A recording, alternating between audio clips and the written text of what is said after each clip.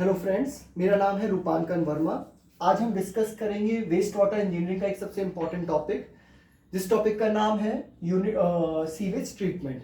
तो sewage treatment start करने से पहले इसी टॉपिक को पहले क्यों उठाया और इस टॉपिक का इतनी इंपॉर्टेंस क्या है तो मैं आपको बता दूं। एक्चुअली जब आप सीवेज ट्रीटमेंट पढ़ते हैं, बेसिकली आप जब इन्वायरमेंटल इंजीनियरिंग पढ़ते हैं तो इन्वायरमेंटल इंजीनियरिंग दो पार्ट में डिवाइड होती है। पहला पार्ट होता है जो वाटर सप्लाई, जो आप पीने का पानी है आपका वाटर सप्लाई। दूसरा पानी जो है जो हम सीवेज हमारे घरों से कलेक्ट होता है, जो अपने यहाँ से वेस्ट वाटर निकलता है, उसका डिस्पोजल प्रॉपर। तो हम वाटर सप्लाई इंजीनियरिंग पढ़ते हैं और वेस्ट वाटर इंजीनियरिंग पढ़ते हैं, यही हम लोग के टारगेट्स होते हैं। तो इधर अपन आज वेस्ट वाटर, हमारा वाटर सप्लाई भी हम पढ़ेंगे, वेस्ट वाटर भी साथ ही साथ पढ़ेंगे। तो ये दोनों चीजें पैरेलल में चलेंगी। तो आज हमारा टारगेट रहेगा कि वेस्ट वाटर इंजीनियरिंग का जो एक इंपॉर्टेंट टॉपिक है सीवेज ट्रीटमेंट, वो हम कवर अप करेंगे। टॉपिक कवर करने से पहले मेरा शॉर्ट इंट्रोडक्शन। मेरा नाम है Rupankan Verma. I completed my masters from NIT Warangal in geotechnical engineering specialisation and I cracked many examinations. So I think that I am a suitable candidate या suitable guy so who teach you these topics properly। और जहाँ जहाँ मेरा कटा है वहाँ वहाँ आपका ना कटे, तो ऐसे पॉइंट्स मैं आपको बता सकता हूँ, क्योंकि मुझे पता है मैंने इतने एग्जाम्स लिखे तो मुझे पता है कहाँ कहाँ हम गलती करते हैं और वहाँ वहाँ गलती आप ना करें। तो उन पॉइंट्स को हम ध्यान में रखते हुए इस सीरीज को कंप्लीट करेंगे। सबसे पहले अपना आता है सीवेज ट्रीटमेंट में हमें ये 5 टॉपिक्स है। आपको लग रहा होगा कि ये 5 टॉपिक्स तो छोटा सा टॉपिक है, खत्म हो जाएगा तुरंत। आज हम केवल इनका इंट्रोडक्शन, इनके बारे में पढ़ेंगे कि इसमें पढ़ना क्या क्या है। बाद में हम एक एक कंप्लीट सिस्टम पूरा डिफाइन में पढ़ेंगे, जिसे पढ़ने में हमें समय लग सकता है, कंप्लीट करने में समय लग सकता है, उससे रिलेटेड क्वेश्चंस लगाने में भी समय लग सकता है, लेकिन अपना नंबर हम अपना कटने से बचा सकते हैं अगर हमने इन टॉपिक्स को अच्छी तरह से पढ़ लिया तो। सबसे पहले आपके लिए जो पॉइंट आता है, देखिए, चाहे वेस्ट वाटर इंजीनियरिंग हो, वाटर सप्लाई इंजीनियरिंग हो, फंडामेंटल कभी चेंज नहीं होते। Fundamentals are fundamentals. कई बार लोग पूछते हैं कि भाई यूनिट ऑपरेशंस हुआ या यूनिट क्या कहते हैं प्रोसेसेस हुआ, what is the difference, these two things are the same, क्या अंतर है ज्यादा इन दोनों में? तो मैं बोलता हूँ इन दोनों में जमीन आसमान का अंतर है। जो आपका यूनिट ऑपरेशंस है is quite different with unit process. अब क्या डिफरेंस इन दोनों में पार्ट समझ लेते हैं। तो देखिए, यूनिट ऑपरेशन में हम वाटर, जो वेस्ट वाटर को ट्रीट कर रहे हैं, उसके लिए जो मेथड्स यूज कर रहे हैं, उसके पीछे जो फोर्सेस इन्वॉल्व हैं, that are the physical forces. For example, जैसे मैं आपको एग्जाम्पल के तौर पे बोल सकता हूँ, स्क्रीनिंग हो गया, मिक्सिंग हो गया, these all are the unit operations. But in the case of the unit process, जो फैक्टर्स अफेक्ट कर रहे हैं, जो फैक्टर्स रिस्पॉन्सिबल है क्या कहते हैं वाटर के, वेस्ट वाटर के ट्रीटमेंट के लिए, those factors are either biological factors, या तो आप जैसे बायोलॉजिकल ट्रीटमेंट जो कराते हैं आप, बायोलॉजिकल फैक्टर माइक्रो ऑर्गेनिज्म के थ्रू, एक्शन के थ्रू, मैं पूरा आपको डिफाइन में समझाऊंगा। अभी आप बेसिकली सोच के चलिए कि माइक्रो ऑर्गेनिज्म आपके मटेरियल को डिकम्पोज करते हैं और उसे एक ऐसी सुटेबल फॉर्म में लाके कन्वर्ट कर देते हैं जो कि इन्वायरमेंटली कम हार्मफुल होता है। तो बेसिकली या तो केमिकल प्रोसेसेस हो गया। तो इन सब प्रोसेसेस के थ्रू या इन सब फोर्सेस के थ्रू या इन सब फैक्टर्स के थ्रू जो हमारी वाटर ट्रीटमेंट, वेस्ट वाटर को हम ट्रीट कर पा रहे हैं, that is come under the unit processes. आप पूछेंगे यूनिट प्रोसेसेस में तो बहुत कुछ आएगा, तो मैं बोलता हूँ हाँ बहुत कुछ आएगा। जैसे सपोज आपकी सस्पेंडेड ग्रोथ प्रोसेस होती है और अटैच्ड ग्रोथ प्रोसेस होती है। अटैच्ड ग्रोथ माने सस्पेंडेड ग्रोथ और अटैच्ड ग्रोथ में वाइड डिफरेंस है। ये हम आगे जाके पढ़ेंगे जब हम पूरा ये वेस्ट वाटर ट्रीटमेंट सिस्टम पढ़ेंगे। आप अभी ये समझ लीजिए, अटैच्ड ग्रोथ सिस्टम माने जस्ट लाइक अ ट्रिकलिंग फिल्टर। मतलब मैं आपको कह सकता हूँ कि वहां पे पहले से एक मेम्ब्रेन है, वेस्ट वाटर पास आउट हो रहा है, वहां पे माइक्रो ऑर्गेनिज्म पहले से तैयार बैठे हैं, माइक्रो ऑर्गेनिज्म पूरे तैयार बैठे बोल रहे हैं वेस्ट वाटर से आओ। वेस्ट वाटर आ गया उनके कहने पे, वेस्ट वाटर आ तो गया कहने पे, माइक्रो ऑर्गेनिज्म बैठे थे भूखे, उन्होंने वेस्ट वाटर को क्या किया, डिकम्पोज किया, वेस्ट वाटर को, न्यूट्रिएंट्स को ईट किया, खाया उन्हें, और डिकम्पोज करके उन माइक्रो ऑर्गेनिज्म वेस्ट वाटर को डिकम्पोज करके एक सुटेबल फॉर्म में कन्वर्ट कर दिया। बेसिकली इसके लिए ऑक्सीजन की भी रिक्वायरमेंट होगी, मतलब ये बेसिक रिक्वायरमेंट तो होगी माइक्रो ऑर्गेनिज्म को वर्कआउट करने के लिए। तो एक पहले से मेम्ब्रेन प्रेजेंट है, उसके थ्रू वेस्ट वाटर जा रहा है और बेसिकली अपना क्या हो रहा है, वेस्ट वाटर ट्रीट हो रहा है, अपने जो ऑर्गेनिक मटेरियल डिकम्पोज हो रहा है, that is known as the attached growth process. और जस्ट इसका अगर वही सस्पेंशन में प्रेजेंट हो, that is known as the suspended growth process. जैसे कि एएसपी हो गया, ऑक्सीडेशन पॉन्ड हो गया, ये सारी चीजें इसके अंतर्गत आ जाती हैं। तो ओवरऑल पूरी बात देखा जाए तो हम अंतर दोनों के बीच में समझ गया। आपका एमसीक्यू आएगा और आपका 100% यहाँ पे कट सकता है। आपसे पूछेंगे कि physical forces are responsible for unit operation, unit process, none of these, both of them.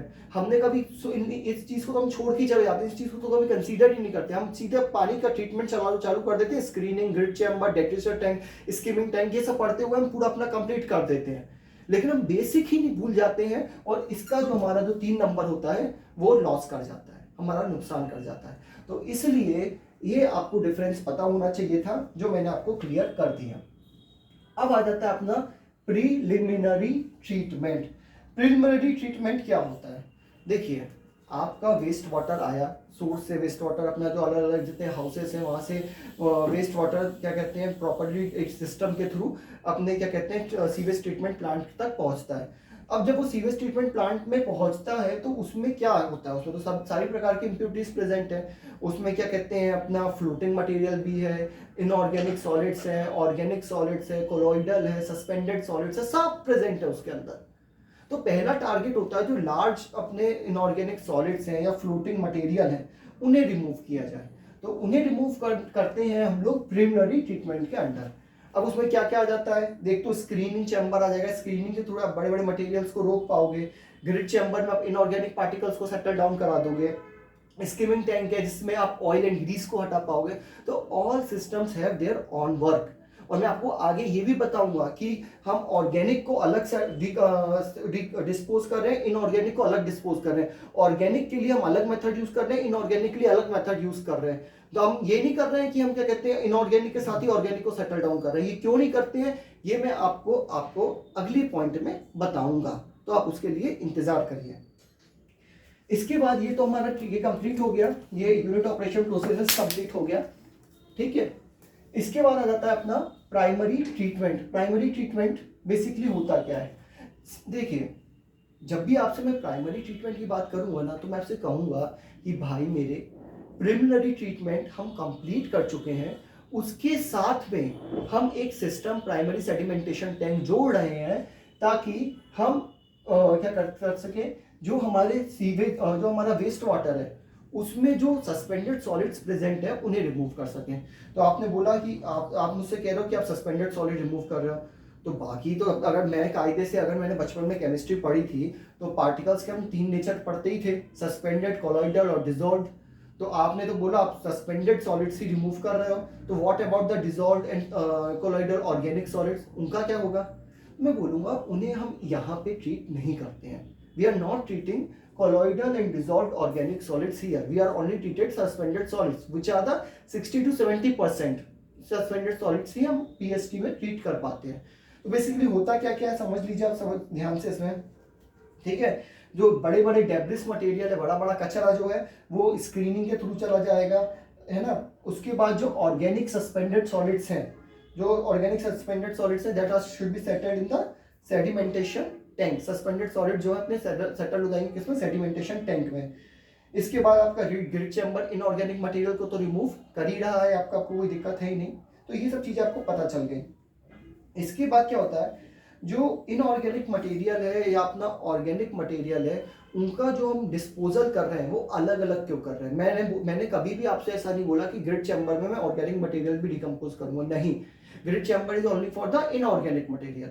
तो ऐसा क्यों कर रहा हूं मैं? देखिए, होता क्या है, जो ऑर्गेनिक मटेरियल होता है और इनऑर्गेनिक मटेरियल की टेंडेंसी अलग अलग है।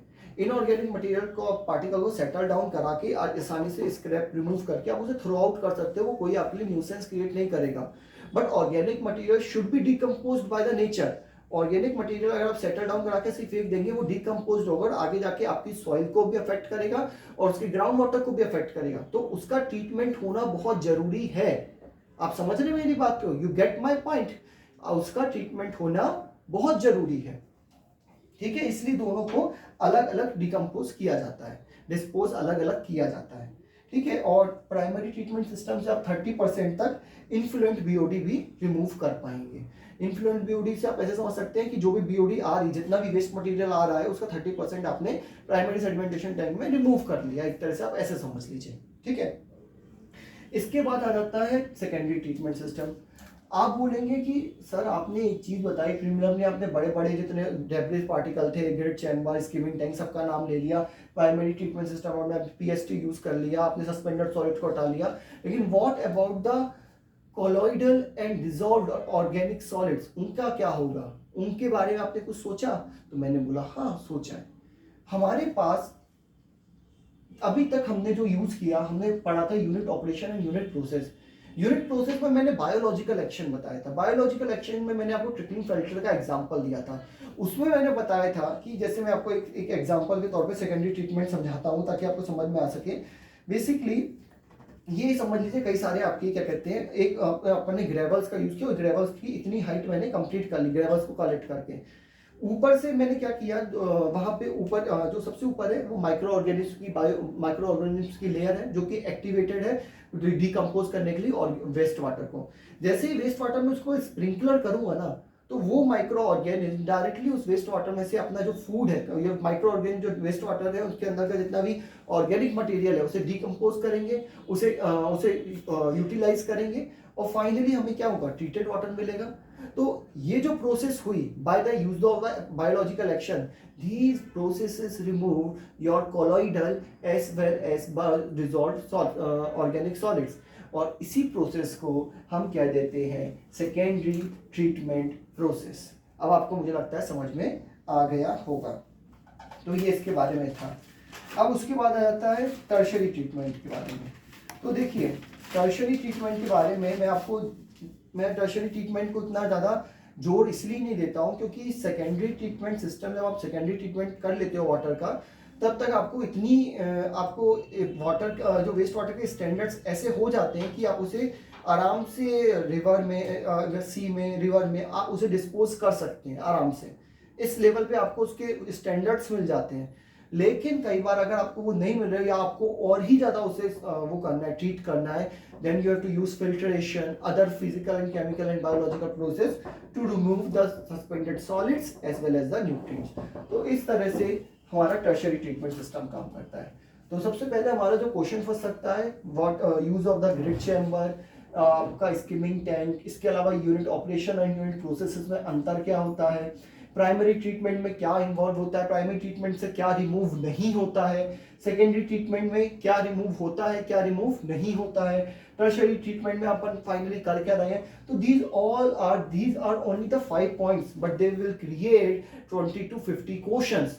तो जितने मैंने आपसे पॉइंट्स बोले, these are one of the MCQ present in your books। तो आप इस बात को समझ सकते हैं कि मैंने आपसे जो जो एक एक शब्द बोला है वो कहीं ना कहीं MCQ के फॉर्म में आपको मिलेगा और पूछा गया है। तो आपको ये सब चीजें पता होनी चाहिए।